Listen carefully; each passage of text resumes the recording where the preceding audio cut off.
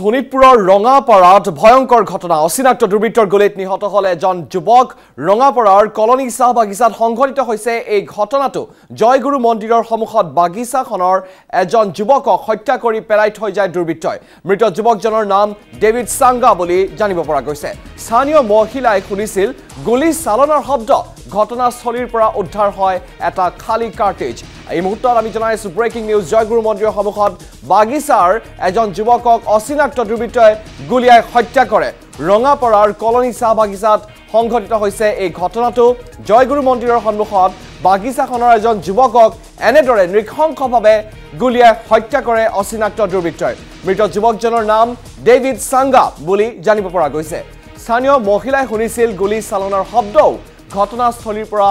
ইতিমধ্যে উদ্ধাৰ হৈছে এটা খালি কাৰ্টেজ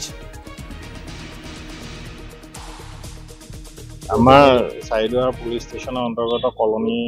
বাগিচা গাঁৱত তাত এটা ডেড বডি উদ্ধাৰ হ'ল ল'ৰা এটা ডেভিড সাংগা বুলি মোটামুটি 20-25 বছৰ ভিতৰত 22 বছৰমান হ'ব